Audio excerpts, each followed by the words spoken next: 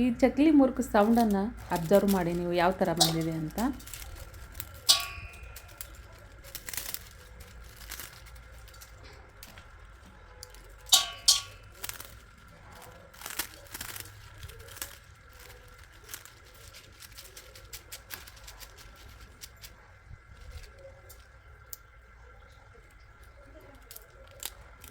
ಮಳೆಗಾಲ ಇರಲಿ ಚಳಿಗಾಲ ಇರಲಿ ಇದೇ ಥರನೇ ಈ ಒಂದು ಚಕ್ಲಿ ಮುರುಕುಗಳು ಬರ್ತವೆ. ತುಂಬ ಸಿಂಪಲ್ ಇದನ್ನು ಮಾಡೋದು, ತುಂಬ ಟೇಸ್ಟಾಗಿರ್ತವೆ, ಭಾಳ ದಿನ ಸ್ಟೋರ್ ಮಾಡಬಹುದು ಕೂಡ. ಇನ್ಯಾವ ಥರ ಮಾಡೋದು ಅಂತ ಇವಾಗ ನೋಡೋಣ. ಒಂದನ್ನು ಮೆಜರ್ಮೆಂಟ್ಗಾಗಿ ತೊಗೊಳ್ಳಿ, ಕಪ್ಪು ಬೌಲು ಯಾವುದನ್ನೋ ಒಂದು ಬೌಲಿಂದ ಅರ್ಧದಷ್ಟು ಅವಲಕ್ಕಿ ಅರ್ಧದಷ್ಟು ಪುಟಾಣಿ ತೊಗೋಬೇಕಾಗುತ್ತೆ, ಊರಿಗಡಲೆ. ಈ ಟಿಫಿನ್ಗಾಗಿ ಅವಲಕ್ಕಿ ಮಾಡ್ತೀವಲ್ಲ ಅದೇ ಅವಲಕ್ಕಿ, ಸ್ವಲ್ಪ ದಪ್ಪ ಇರುತ್ತಲ್ಲ ಆ ಅವಲಕ್ಕಿ. ಅರ್ಧ ಬೌಲ್ ಅವಲಕ್ಕಿ, ಅರ್ಧಕ್ಕಿಂತ ಸ್ವಲ್ಪ ಕಡಿಮೆ ಅಂದರೆ ಅವಲಕ್ಕಿ ಅರ್ಧದಷ್ಟು ಪುಟಾಣಿಯನ್ನು ತೊಗೊಳ್ಳಿ. ಇವೆರಡನ್ನೂ ಚೆನ್ನಾಗಿ ಗರಿಗರಿಯಾಗಿ ಹುರಿಬೇಕಾಗುತ್ತೆ. ಒತ್ತಬಾರ್ದು, ಇವು ಕಪ್ಪಾಗಬಾರ್ದು, ಆದರೆ ಗರಿ ಆಗಿರಬೇಕು. ಕೈಯಿಂದ ಬ್ರೇಕ್ ಆಗಬೇಕು ಈ ಒಂದು ಅವಲಕ್ಕಿಗಳು ಈ ಥರ. ಇವು ಸ್ವಲ್ಪ ತಣ್ಣಗಾದ ನಂತರ ಮಿಕ್ಸರನ್ನು ಹಾಕ್ಕೊಳ್ಳಿ. ತುಂಬ ಫೈನಾಗಿ ಮಿಕ್ಸಿ ಹಾಕ್ಕೊಳ್ಳಿ. ನೋಡಿ ಎಷ್ಟು ಚೆನ್ನಾಗಿ ಹುರಿದಿವೆ ಇವು. ಮಿಕ್ಸರನ್ನು ಮಾಡ್ಕೊಳ್ಳಿ. ಬೇಕಿದ್ದರೆ ಜರಡಿ ಕೂಡ ನೀವು ಮಾಡ್ಕೋಬಹುದು, ಇಲ್ಲ ಫೈನ್ ಆಗಿದೆ ಅಂದರೆ ಹಾಗೇ ಯೂಸ್ ಮಾಡ್ಬೋದು. ತುಂಬ ಫೈನ್ ಆಗಿತ್ತು, ಹಾಗಾಗಿ ಹಾಗೇ ಡೈರೆಕ್ಟಾಗಿ ಯೂಸ್ ಮಾಡ್ತಾಯಿದ್ದೀನಿ. ಇವಾಗ ದೊಡ್ಡದಾದಂಥ ಪಾತ್ರೆಯನ್ನು ತೊಗೊಳ್ಳಿ, ಅಂದರೆ ಹಿಟ್ಟನ್ನು ನಾದ್ಕೊಳ್ಳೋಕ್ಕೆ ಚೆನ್ನಾಗಿರುತ್ತೆ. ಇವಾಗ ಮಿಕ್ಸಿ ಮಾಡಿದಂಥ ಒಂದು ಪುಟಾಣಿ ಹಿಟ್ಟೇನಿತ್ತಲ್ಲ ಅದನ್ನು ಸೇರಿಸ್ತಾ ಇದ್ದೀನಿ. ಅದೇ ಕಪ್ಪಿನ ಅಳತೆಯಲ್ಲಿ 1 ಕಪ್ಪಿನಷ್ಟು ಫುಲ್ ಅಕ್ಕಿ ಹಿಟ್ಟನ್ನು ಕೂಡ ಸೇರಿಸ್ತಾ ಇದ್ದೀನಿ. ಇದಕ್ಕೇ ಸ್ವಲ್ಪ ಅಜ್ವಾಯಿನು, ಜೀರಿಗೆ ಮತ್ತು ಕಾಳು ಮೆಣಸಿನ ಪುಡಿ ಸೇರಿಸ್ತಾ ಇದ್ದೀನಿ. ಕಾಳು ಮೆಣಸಿನ ಪುಡಿಯನ್ನು ಕುಟ್ಟಿ ಹಾಕ್ಕೊಳ್ಳಿ, ಚೆನ್ನಾಗಿ ಬರುತ್ತೆ. ಸ್ವಲ್ಪ ಜೀರಿಗೆ ಮತ್ತು ಅಜ್ವಾಯಿನು 1 ಟೀ ಸ್ಪೂನ್ ಅಷ್ಟಿತ್ತದು. ಸ್ವಲ್ಪ ಹಿಂಗನ್ನು ಕೂಡ ಸೇರಿಸ್ತಾ ಇದ್ದೀನಿ. ಹಿಂಗೆ ಹಾಕಿದ ನಂತರ ಒಂದು ಸಲ ಕೈಯಿಂದ ಚೆನ್ನಾಗಿ ಮಿಕ್ಸ್ ಮಾಡ್ಕೊಳ್ಳಿ. ರುಚಿಗೆ ತಕ್ಕಷ್ಟು ಉಪ್ಪನ್ನು ಕೂಡ ಹಾಕ್ಕೊಳ್ಳಿ. 1 ಟೀ ಸ್ಪೂನಷ್ಟು ಉಪ್ಪನ್ನು ಕೂಡ ಸೇರಿಸ್ತಾ ಇದ್ದೀನಿ. ಈ ಥರ ಎಲ್ಲದನ್ನು ಹಾಕಿ ಕೈಯಿಂದ ಒಂದು ಸಲ ಕಲಿಸ್ಕೊಳ್ಳಿ ನೀವು. ಇವಾಗ 1 ಟೇಬಲ್ ಸ್ಪೂನಷ್ಟು ಎಳ್ಳು ಕೂಡ ಸೇರಿಸ್ತಾ ಇದ್ದೀನಿ. ಬಿಳಿ ಎಳ್ಳು ಅಥವಾ ಬ್ಲ್ಯಾಕ್ ಎಳ್ಳು ಹಾಕ್ಬೋದು. 1 ಟೇಬಲ್ ಸ್ಪೂನಷ್ಟು, ಸ್ವಲ್ಪ ಜಾಸ್ತಿ ಎಳ್ಳನ್ನು ಸೇರಿಸ್ಕೊಂಡು ಕೈಯಿಂದ ಒಂದು ಸಲ ಈ ಥರ ಮಿಕ್ಸ್ ಮಾಡ್ಕೊಳ್ಳಿ. ಇವಾಗ ಬಿಸಿ ಆದಂಥ ಎಣ್ಣೆಯನ್ನು ಇದಕ್ಕೆ ಹಾಕಬೇಕಾಗುತ್ತೆ. ಎಣ್ಣೆ ತುಂಬ ಬಿಸಿ ಆಗಿರಬೇಕದು. 2 ಟೇಬಲ್ ಸ್ಪೂನಷ್ಟು ಎಣ್ಣೆ ಹಿಡಿದಿತ್ತಿದು. ಮೆಜರ್ಮೆಂಟ್ ಅರ್ಥ ಆಯಿತು ಅಂದ್ಕೊಳ್ತೀನಿ ನಾನು.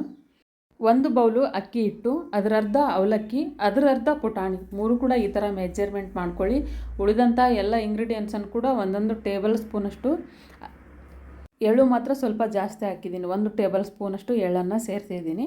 ಕಾಳು ಮೆಣಸನ್ನು ಅತಿಯಾಗಿ ಫೈನಾಗಿ ಕುಟ್ಟಬೇಡಿ, ಸ್ವಲ್ಪ ತರಿತರಿಯಾಗಿರಲಿ. ಇವಾಗ ಉಗುರು ಬೆಚ್ಚಗಿನ ನೀರನ್ನು ತೊಗೊಳ್ಳಿ. ಇದರ ಕರೆಕ್ಟ್ ಮೆಜರ್ಮೆಂಟ್ ಅಕ್ಕಿ ಹಿಟ್ಟೇನು ತೊಗೊಂಡಿರ್ತೀವಲ್ಲ 1 ಬೌಲು, ಅದೇ 1 ಬೌಲಿಂದ ನೀರಾದರೆ ಸಾಕು, ಅಷ್ಟೇ. ಅಕ್ಕಿ ಹಿಟ್ಟಿನ ಮೆಜರ್ಮೆಂಟ್, ಅಕ್ಕಿ ಹಿಟ್ಟು 1 ಬೌಲ್ ತೊಗೊಂಡಿದ್ವಲ್ವ ಅದೇ ಬೌಲಿಂದ ನೀರನ್ನು ತೊಗೊಳ್ಳಿ. 1 ಬೌಲ್ ನೀರು ಸಾಕಾಗಿತ್ತು ನನಗೆ. ಉಗುರು ಬೆಚ್ಚಗಿನ ನೀರನ್ನು ಹಾಕಿ ಚೆನ್ನಾಗಿ ಕಲಿಸ್ಕೊಳ್ಳಿ. ಎಟ್ ಎ ಟೈಮ್ ನೀರನ್ನು ಹಾಕೋದಕ್ಕೆ ಹೋಗಬೇಡಿ, ಸ್ವಲ್ಪ ಸ್ವಲ್ಪ ಹಾಕಿ ನಾದ್ಕೋಬೇಕಾಗುತ್ತೆ. ಸ್ವಲ್ಪ ಸ್ವಲ್ಪ ನೀರು ಹಾಕಿ ಈ ಥರ ನಾದ್ಕೊಳ್ಳಿ. ಅತಿಯಾಗಿ ನಾದ್ಕೊಳ್ಳುವಂಥ ಅವಶ್ಯಕತೆ ಏನಿಲ್ಲ, ಸ್ವಲ್ಪ ಚೆನ್ನಾಗಿ ನಾದ್ಕೊಂಡ್ರೆ ಸಾಕು. ಚಪಾತಿ ಹಿಟ್ಟೆಲ್ಲ ನಾದ್ತೀವಲ್ಲ ಆ ಒಂದು ಹದಕ್ಕೆ ಇದ್ದರೆ ಸಾಕಿದು, ಅಷ್ಟೇ. ನಾದೋದು ಕೂಡ ಅಷ್ಟೇ, ಅತಿಯಾಗಿ ಒತ್ತಿ ನಾದುವಂಥ ಅವಶ್ಯಕತೆ ಅಂಥದ್ದೇನಿಲ್ಲ. ಇವಾಗ ಸಾಚಾ ತೊಗೊಳ್ತಾ ಇದ್ದೀನಿ. ನಿಮಗೆ ಯಾವುದು ಡಿಸೈನ್ ಇಷ್ಟ ಆಗುತ್ತೋ ಅದನ್ನು ತೊಗೋಬೋದು. ಈ ಹಿಟ್ಟಿಗೆ ಈ ಒಂದು ಚಕ್ಲಿ ಮುರುಕು ಮಾಡ್ತಾ ಇರೋದ್ರಿಂದ ಸ್ಟಾರನ್ನು ತೊಗೊಳ್ತಾ ಇದ್ದೀನಿ ನಾನು. ಈ ಥರ ಇನ್ನೊಂದು ನೆನಪಿರಲಿ, ಕೈಗೆಲ್ಲ ಎಣ್ಣೆ ಹಚ್ಕೊಂಡು ಅದಕ್ಕೆಲ್ಲ ಮೇಲೆ ಕೆಳಗೆ ಹಚ್ಚಿ ಮಾಡಿಬಿಟ್ರೆ ಜಾರಿ ಎಣ್ಣೆಯಲ್ಲಿ ಸಾಚಾ ಬಿದ್ದುಬಿಡುತ್ತೆ, ಅಥವಾ ಅದನ್ನು ಒತ್ತೋದಕ್ಕೆ ನಮಗೆ ಹಿಡ್ತಾ ಆಗಲ್ಲ. ಹಾಗಾಗಿ ಒಳಗಡೆ ಮಾತ್ರ ಈ ಥರ ಎಣ್ಣೆ ಹಚ್ಕೊಳ್ಳಿ. ಆಮೇಲೆ ಕೈ ಅಥವಾ ಬೇರೆ ಕಡೆ ಎಲ್ಲಾದರೂ ಎಣ್ಣೆ ಹತ್ತಿತ್ತಂದ್ರೆ ಒರೆಸ್ಕೊಂಡ್ಬಿಡಿ, ಅಷ್ಟೇ. ಇವಾಗ ಆ ಸಾಚ ಎಷ್ಟು ಹಿಡಿಯುತ್ತೋ ಅಷ್ಟನ್ನು ಹಿಟ್ಟನ್ನು ಈ ಥರ ತೊಗೊಳ್ಳಿ, ಮುಚ್ಚಿಟ್ಬಿಡಿ. ಅದನ್ನು ಡ್ರೈ ಆಗೋದಕ್ಕೆ ಬಿಡಬೇಡಿ. ಈ ಥರ ಮಾಡ್ಕೊಳ್ಳಿ. ಈ ಥರ ಸಿಲಿಂಡ್ರ್ ಆಕಾರ ಮಾಡ್ಕೊಳ್ಳೋದು, ಆ ಸಾಚ ಒಳಗಿಡೋದು, ಎಣ್ಣೆಯಲ್ಲಿ ಬಿಡೋದು, ಅಷ್ಟೇ. ಚಕ್ಲಿ ಥರನಾದರೂ ಮಾಡ್ಕೋಬೋದು, ಅಥವಾ ಮುರುಕು ತೋರಿಸ್ತಾ ಇದ್ದೀನಲ್ಲ ದೊಡ್ಡದಾಗಿ ಆ ಥರನಾದರೂ ಮಾಡ್ಕೋಬೋದು. ಎಲ್ಲೂ ಕಟ್ ಆಗೋದೇ ಇಲ್ಲ. ನಾವೇ ಕೈಯಿಂದ ಕಟ್ ಮಾಡೋದು ಅಷ್ಟೇ. ಎಷ್ಟು ಬೇಕಿದ್ದರೂ ಹಾಕ್ಕೋಬೋದು ನಾವು. ಈ ಒಂದು ಚಕ್ಲಿ ಮುರುಕುಗಳನ್ನು ಎಷ್ಟಾದರೂ ಹಾಕ್ಕೋಬೋದು. ಅದು ಕ್ರಮೇಣವಾಗಿ ಹಿಟ್ಟೇನಾದರೂ ಅಳುಕು ಅಂತ ಅನ್ನಿಸ್ತು ಅಂದರೆ ಇನ್ನೂ ಸ್ವಲ್ಪ ಅಕ್ಕಿ ಹಿಟ್ಟು ಹಾಕಿ ನಾದ್ಕೊಳ್ಳಿ. ಸ್ಟಾರ್ಟಿಂಗ್ ಚೆನ್ನಾಗೇ ಇರುತ್ತೆ, ಆನಂತರ ಏನೋ ಸ್ವಲ್ಪ ಅಳುಕು ಥರ ಅನ್ನಿಸ್ತಾ ಇದೆ ಅಂದರೆ ಸ್ವಲ್ಪ ಅಕ್ಕಿ ಹಿಟ್ಟನ್ನು ಹಾಕ್ಕೊಳ್ಳಿ. ಅಗಲವಾಗಿರುವಂಥ ಪಾತ್ರೆಯಲ್ಲಿ ಎಣ್ಣೆ ಬಿಸಿ ಮಾಡಲು ಇಡಬೇಕಾಗುತ್ತೆ ನೀವು. ಅಂದರೆ ಈ ಥರ ಮುರುಕನ್ನು ಎಷ್ಟು ದೊಡ್ಡದು ಬೇಕಿದ್ರೆ ಹಾಕ್ಬೋದು. ಒಳಸೋದಕ್ಕೆ ಮಾಡೋದಕ್ಕೆ ಒಂಥರ ಚೆನ್ನಾಗಿರುತ್ತೆ ಅದು. ಹಾಗಾಗಿ ಕಟ್ ಆಗ್ತಾ ಇರ್ತವೆ, ಮೆತ್ತಗೆ ಆಗ್ತಾ ಇರ್ತವೆ, ಏನೋ ಒಂದು ಆಗ್ತಾ ಇರುತ್ತಲ್ಲ, ಆ ಥರದ್ದು ಯಾವುದೇ ಪ್ರಾಬ್ಲಮ್ ಆಗೋದೇ ಇಲ್ಲ. ಮುಳ್ಳು ಥರ ತುಂಬ ಚೆನ್ನಾಗಿ ಬರುತ್ತೆ.